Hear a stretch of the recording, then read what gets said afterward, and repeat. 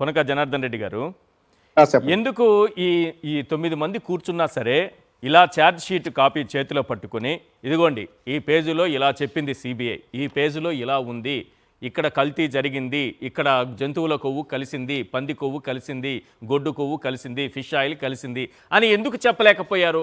గాలి మాటలు ఎప్పుడో వైఎస్ఆర్ బ్రిటిష్ వాళ్ళు వెనక్కి వెళ్ళి మాట్లాడుతున్నారు, గాలి మాటలు తప్పిస్తే ఎందుకు చేతిలో ఛార్జ్ షీట్కి సంబంధించినటువంటి కాపీ పట్టుకుని మాట్లాడలేకపోయారు? నేను చెప్తాను సార్, దాని విశ్వర్ గారు దానికి ఒక సూటిగా ఒక సమాధానం. 3 పేజీలండి దీంట్లో. కల్తీ మీద, ఎనిమల్ ఫ్యాట్ మీద డిస్కస్ చేసింది చార్జ్ షీట్ లో 3 పేజీలు, 30 పేజీ, 209 పేజీ, 210 పేజీ, ఈ 3 పేజీలు చాలండి. 30 పేజీలు ఏముంది? ఎన్డీటీ ఇచ్చినటువంటి అప్పుడు చంద్రబాబు నాయుడు తెచ్చినటువంటి ఏ ట్యాంకర్లు 4 ట్యాంకర్లు ఉన్నలో వాళ్ళ అధికారం వచ్చినప్పుడు అప్పుడు వచ్చినటువంటి రిపోర్టు, దాని తర్వాత confirmation national dairy research centre కి పంపించినటువంటి ఇంకొక రిపోర్టు 209, 210 పేజీల్లో డిస్కస్ చేసి కన్ఫర్మ్ చేశారు. అది కోర్టు ద్వారా పోయింది. ఈ 3 తప్పితే ఎక్కడా కూడా ఈ కల్తీ ఎనిమల్ ఫ్యాట్ గురించి ఎక్కడ డిస్కషనే లేదు చార్జ్ షీట్ లో. వాళ్ళు ఏంటంటే ప్రతిదీ ఒక అబద్ధాన్ని ఎందుకు చూపించలేకపోతున్నారు? వాళ్ళ పత్రికలో ఎందుకు పబ్లిష్ చేయలేకపోతున్నారు? 3 పేజీలు వాళ్ళు ఎల్లో మీడియాలో చేసుకోవచ్చు కదా. ఇదిగో 35 పేజీలు ఇలా వచ్చింది, 209 పేజీలో ఇలా వచ్చింది, 210 పేజీలో ఇలా వచ్చిందంటే సింపుల్ క్లారిటీ ప్రజలకి. ఇలా కన్ఫ్యూజన్ లో నెట్టేందుకు? హిందువుల మనోభావాన్ని దెబ్బతీయాలనుకుంటే మీరు ఇలాంటి ఇన్ని కన్ఫ్యూజన్ చేయాల్సిన అవసరం ఏముంది? మీరు ఖచ్చితంగా హిందూ మనోభావాన్ని మీరే దెబ్బతీస్తున్నారు కదా. ఇలాంటి వాస్తవాలు బయట పెట్టకుండా ఒక్కటి గుర్తుపెట్టుకోవాలి ఈశ్వర్ గారు, ఈ రాజశేఖర్ రెడ్డి గారు ఏదైతే తిరుమల 7 కొండలు చేస్తూ జీవో చేసింది వాస్తవం. ఆ జీవో ఎప్పటికైనా మనం పబ్లిష్ చేయగలం, ఎవరికి.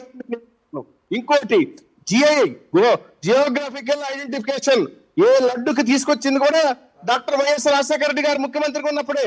ఈ 2 విషయాలు చేసిన వాళ్ళు కల్తీ. నేను ఇంకొక విషయం గారు ఈశ్వర్ గారు నేను అడుగుతున్నాను. నేను ఈ మధ్య కొంచెం అక్కడ ఆ పోర్టులో తయారు చేసే ఒక బ్రాహ్మణులు ఎవరైతే ఉన్నారో వాళ్ళని కనుక్కున్నానండి. లడ్డులు పదార్థం శనగపిండి కానీ ఏటిలోనైనా కొంచెం తేడా వచ్చినా మాకు తెలిసిపోద్ది. అలాంటిది 310 సంవత్సరాల చరిత్రలో ఎప్పుడు జరగలేదు. అన్ని సక్రమంగా జరుగుతుంది. కల్తీ అనేది రాజకీయ ప్రేరితమైనటువంటి అని చెప్పి క్లియర్ గా చెప్పారండి. అది ఒక పనిగా వాళ్ళ నమ్మకం తీసుకొని అక్కడ ఉన్నటువంటి పోర్టులో పనిచేసే వాళ్ళని ఎవరైతే ఉన్నారో జరగండి. ఇంకొక విషయం కూడా చెప్పండి. కెమికల్ ఉంది, హార్పిక్ ఉంది, యాసిడ్ ఉంది, ఇవన్నీ కూడా కలిపి నెయ్యి తయారు చేసినట్టుగా ఆ నెయ్యిని లడ్డూల తయారీలో వాడినట్టుగా ఏమైనా ఛార్జ్ షీట్లో సిబిఐ చెప్పిందా? Point number 1. పాయింట్ నెంబర్ 2, మీరు ఎలాగూ పోర్టులో పనిచేసే కార్మికులతో మాట్లాడారు కాబట్టి వినండి. ఏం సార్ వినండి, వాళ్ళు బ్రాహ్మిన్స్ అక్కడ వాళ్ళు అదే అందుకే అడుగుతున్నా. పోర్టులో పనిచేసే వాళ్ళకి హార్పిక్ తోనో యాసిడ్ తోనో కెమికల్ తోనో ఏదో తయారు చేసి లడ్డు తయారు చేసినప్పుడు చేతికి తెలియదా సార్? వాసన తెలియదా సార్? అలా తయారు చేయడం కుదురుతుందా సార్? వాళ్ళు ఏమైనా చెప్పారా ఈ విషయం పైన? కొంచెం తేడా వచ్చినా శనగపిండి కానీ కొంచెం ఓల్డ్ స్టాక్ ఇలా వచ్చినా కానీ వెంటనే కనిపెట్టేస్తారండి. ఇలాంటిది ఎప్పటి వరకు ఈ 310 చేస్తున్నారు వాళ్ళ ఫ్యామిలీస్. ఈ 310 సంవత్సరాల్లో జరగలేదు. అది చేయడం మాట్లాడారండి వాళ్ళు. ఇంకంతకంటే కానీ ఈ మాటలు ఎందుకు వచ్చాయి? ఏదో కెమికల్ ఉందనే మాట ఎందుకు వచ్చింది? ఆ బోలే బాబా అక్కడ చార్జ్ షీట్ లో ఉన్నటువంటిది ఏంటంటే డైరీ ఉందో, హర్ష డైరీ ఉందో, బుల్లే బాబా డైరీ ఉందో, ఇన్వాయిస్లు నాట్ మెటీరియల్. సిబిఐ ఒక సిట్ పోయి ఇన్వాయిస్లు అన్ని చెక్ చేస్తే 2019-20 వాళ్ళు వ్యాపారం చేస్తారు. They are traders. Business 90% trading వాళ్ళది. వాళ్ళ పామ్ ఆయిల్ క్వాంటిటీ ఇంత ఉన్నది, సో ఆర్సిలరీ కొంత ఉన్నది, ఇలా ఉన్న కెమికల్స్ అన్ని వాళ్ళు వేరే పర్పస్ వాడతారు. వేరే పర్పస్ కి అక్కడ ఉండే ఫ్యాక్టరీ క్లీనింగ్ కానీ వాటికి కానీ వాడే పర్పస్ మిగతా ఏదైతే ఉందో వనస్పతులు కూడా వాళ్ళు తయారు చేస్తారు. డాల్డా అనేది వాళ్ళు తయారు చేస్తారు.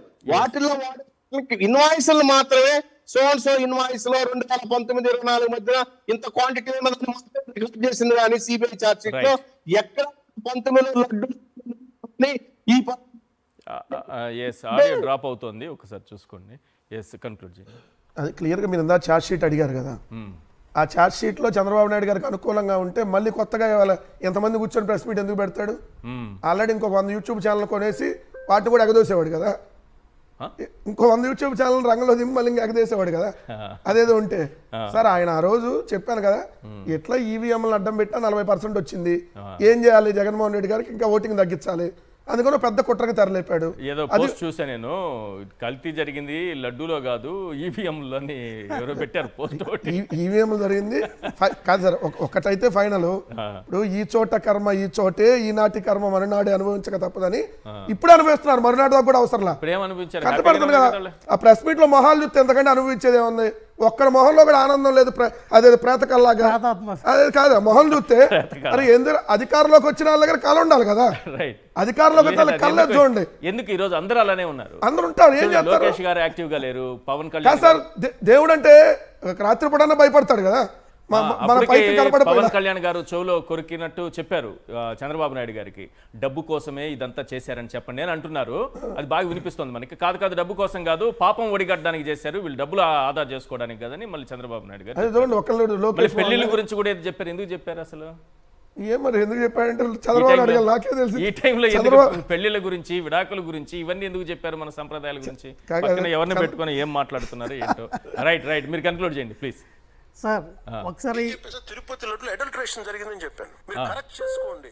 నేను ఎందుకు మాల వేసుకుని తిరిగానంటే, నేను మనోహర్ గారు చాలా పర్యాలు మేము తిరుపతి వెళ్ళినప్పుడు, తిరుపతి తిరుగుతున్నప్పుడు మాకు చెప్పారు కల్తీ జరుగుతుంది సార్. ఇక్కడ జనంలో ఉన్న మాట చెప్తాను సార్. 1 కిలో నువ్వుల నూనె ఇంత ఖరీదుంటే ఈ కిలో నెయ్యి ఎలా దొరుకుతుంది సార్ వీళ్ళకి? ఇది కల్తీ కాకపోతే మీకు అర్థం కావట్లేదు. నాకు ఆ గిల్ట్ నాకుండి అది నేను ప్రక్షాళన చేసుకున్నాను. వాట్సాప్ చేయండి, నేను పంపించి నేను చూపించాను కదా ఎప్పుడెప్పుడు ఎంత కొన్నారు. 270 రూపాయలకు కొన్నారు చంద్రబాబు నాయుడు గారు. అవన్నీ పవన్ కళ్యాణ్ గారు తెలియకన్నారా? అరే దురుద్దేశం ఏంటంటే సార్, నాదన్ల మనోహర్ గారు పవన్ కళ్యాణ్ గారు తిరుపతి వెళ్ళినప్పుడు ఎవరో ప్రజలు చెప్పారంట. అవును, అది చెప్పింది కల్తీ జరిగిందని చెప్తే ఈయనేమో వైల్డ్ స్టేట్మెంట్ ఇచ్చేస్తాడు. ఈయన గుడ్లు కడిగేస్తాడు, ఎక్కడ పడితే అక్కడ తోమేస్తాడు, అయితే అవసరమైతే బొట్లు పెట్టేస్తాడు. అంటే 35,000 మంది అమ్మాయిలు తప్పడిపోయారని ఇంటెలిజెన్స్ వ్యవస్థ నాకు చెప్పిందని ఎలాగైతే వైల్డ్ స్టేట్మెంట్ ఇచ్చేసారో, ఇక్కడ కూడా ఎవరో అనామకులు మాట్లాడే మాటలు అది నిజమే అని ఈయన చెప్పింది. అంటే ఎవరో ప్రజలు అంటే అన్నోన్ పర్సన్స్ మాట్లాడుకున్న మాటలు, అంటే ఏ రిపోర్ట్లు ఇచ్చిన మాటలు కాదు. ఈయన అనుకొని ఈయనకైనా కల్తీ జరిగిపోయింది అనుకొని నువ్వుల్లో అంటే గాలి మాటలు మాట్లాడినటువంటి గాలి కళ్యాణ్ గారు. ఎందుకు గాలి కళ్యాణ్ అంటే పవన్ కళ్యాణ్ అంటే పవనం సార్, గాలి అంటే పవనం సార్, పవన్ కళ్యాణ్ అంటే గాలి కళ్యాణ్, అందుకని ఆ మాట అన్నాను. అంటే ఏ రిపోర్ట్లు ఇచ్చిన మాటలు కాదు. ఈయన అనుకొని ఈయనకైనా కల్తీ జరిగిపోయింది అనుకొని నువ్వుల్లో అంటే అంటే గాలి మాటలు మాట్లాడినటువంటి గాలి కళ్యాణ్ గారు. ఎందుకు గాలి కళ్యాణ్ అంటే పవన్ కళ్యాణ్ అంటే పవనం సార్, గాలి అంటే పవనం సార్, పవన్ కళ్యాణ్ అంటే గాలి కళ్యాణ్, అందుకని ఆ మాట అన్నాను.